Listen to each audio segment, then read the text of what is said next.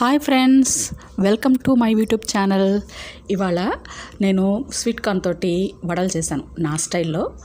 గారెలకి చూసారా, పచ్చడి బండ తీసుకొని రోట్లో వేసి చేస్తున్నాను. దానికి కావాల్సిన ఉల్లిపాయ, పచ్చిమిర్చి, అల్లం ఫస్ట్ దంచేసుకున్నాను. తర్వాత 4 బంగాళదుంపలు ఉడకబెట్టుకున్నాను అనమాట. ఉడకబెట్టిన బంగాళదుంప, తర్వాత రోట్లో వేసి ఇది తురిమిన క్యారెట్, తర్వాత ఏమో ఇది రోట్లో వేసి దంచా అనమాట స్వీట్ కార్న్ని. అది అల్లం, పచ్చిమిర్చి, కరివేపాకు అన్నీ వేసి ఉల్లిపాయ వేసి బాగా తొక్కాను కదా, అది మొత్తం అన్నిటినీ కలిపేసాను. కలుపుకున్న తర్వాత దాంట్లో ఈ పిండి బియ్యం పిండి కూడా ఒక 1/4 కేజీ వేసాను అనమాట. వేసేసి తగినంత ఉప్పు, జీలకర్ర వేసుకున్నాను. వేసిన తర్వాత దీంట్లో వాటర్ పోసే పని లేదు, దీన్ని చక్కగా కలిపేసుకోవచ్చు. ఎట్లా కావాలంటే మనకి వడకి ఎలా కావాలో ఆ పద్ధతి అలా వచ్చే వరకు కలుపుకోవాలన్నమాట.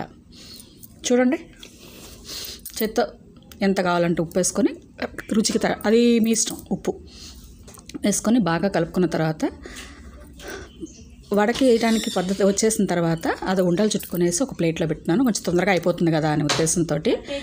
తర్వాత నూనె పొయ్యి మీద పెట్టి బాండ్లీలో వేడెక్కిన తర్వాత వడలు వేసేయండి.